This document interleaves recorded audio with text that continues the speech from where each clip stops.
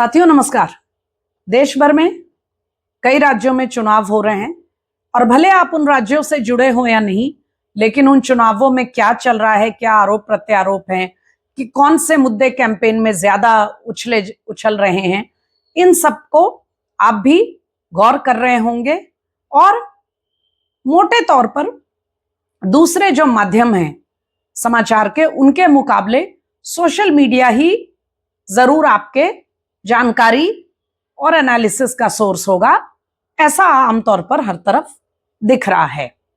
और आज इसी पर हम थोड़ी बात करेंगे।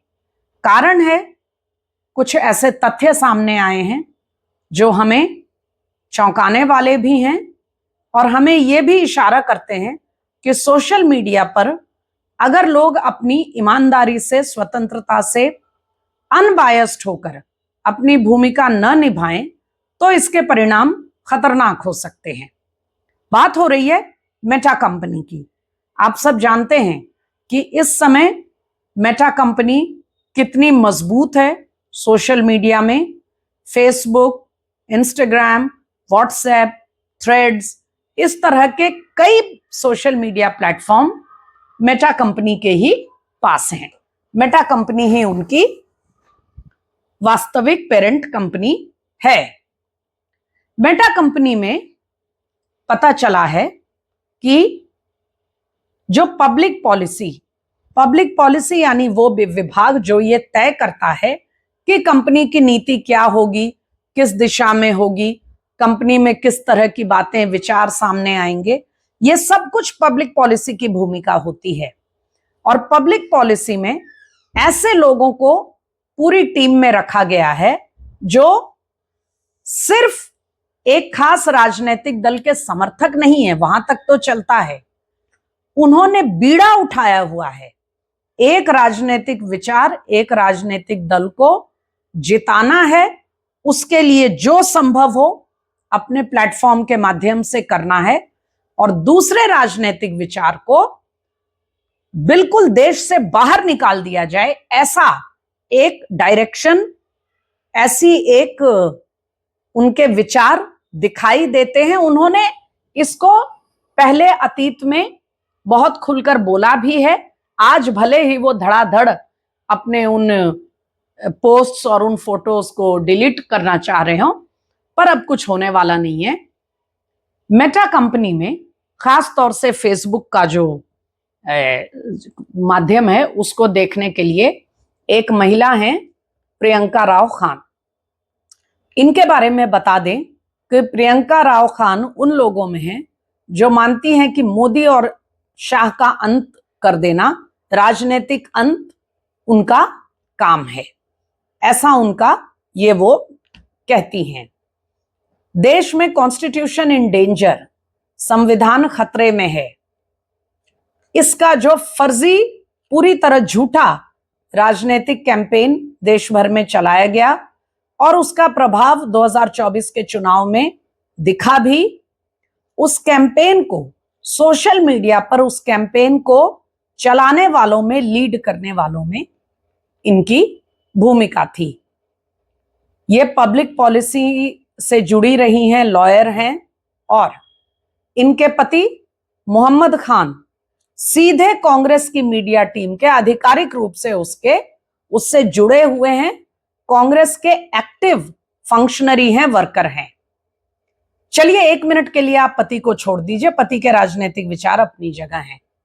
खुद प्रियंका राव बहुत खुल करके केंद्र सरकार के खिलाफ कैंपेन्स चलाती रही हैं। उनका सोशल मीडिया उससे भरा पड़ा है, फोटोज और पोस्टर्स और तमाम चीजों से। अब जबकि ये मुद्दा काफी मीडिया प्लेटफॉर्म्स पे उछला है, तो अब उन्होंने वो कुछ फोटो हटा दिए हैं और अपना बायो हटा दिया, जिस बायो में उनका ये विचार था कि मोदी और शाह का अंत किया जाएगा।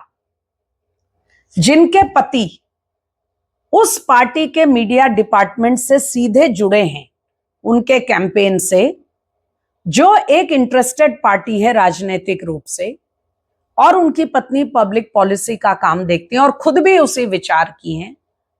क्या ऐसे प्लेटफॉर्म से ये उम्मीद की जा सकती है कि वो प्लेटफॉर्म वास्तव में मुक्त और स्वतंत्र है? क्या उस प्लेटफॉर्म के एल्गोरिथम, क्या उस प्लेटफॉर्म के का जो तमाम सिस्टम है, क्या वो एक खास राजनीतिक विचार को बढ़ावा देने और दूसरे राजनीतिक विचार को दबाने का काम नहीं करेगा? प्रियंका के आगे अमन जैन भी हैं, इनका भी इतिहास है। शुरू से एक खास राजनीतिक विचार को बढ़ावा देने वाले रहे हैं, चलिए वहां तक भी ठीक है। यूपीए की सरकार में एक केंद्रीय मंत्रालय से सीधे तौर पर जुड़े रहे हैं, उस मंत्रालय का काम देखते थे।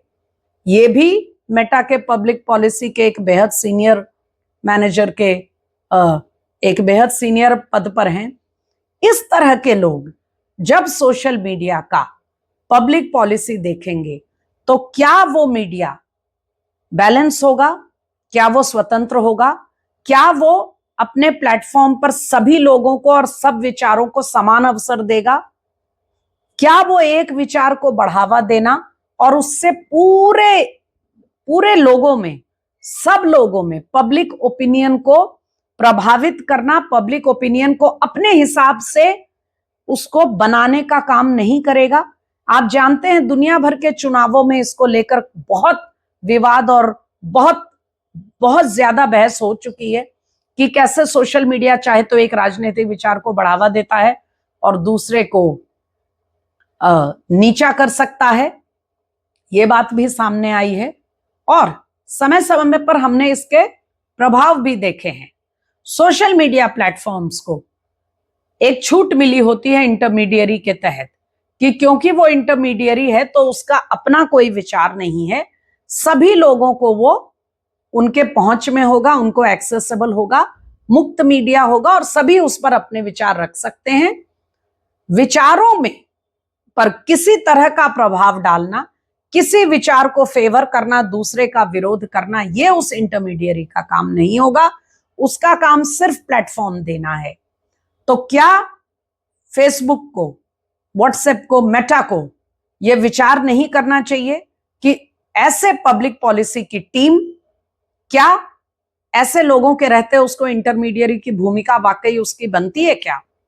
और ये बात इसीलिए आज उछली है क्योंकि अचानक से फेसबुक पर खास तौर पे देखा गया है कि एक बाढ़ सी आ गई है कि एक खास राजनीतिक विचारधारा को जबरदस्त उसको लाइक्स और फॉलोइंग मिल रही हैं और अन्य विचारों को बहुत कम दिखाया जा रहा है।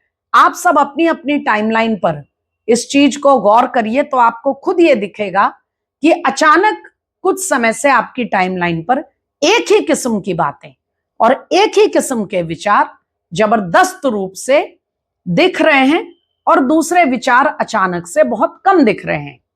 तो ये समझिए कि ये ऑर्गेनिक नहीं है, ये स्वाभाविक नहीं है, ये एक खास एल्गोरिथम, एक खास व्यवस्था के तहत ऐसा हो रहा है और ऐसा इसलिए हो रहा है क्योंकि जिन लोगों को प्लेटफॉर्म को अनबायस्ड और बैलेंस और मुक्त रखने की जिम्मेदारी है वो खुद बायस्ड लोग हैं। धन्यवाद।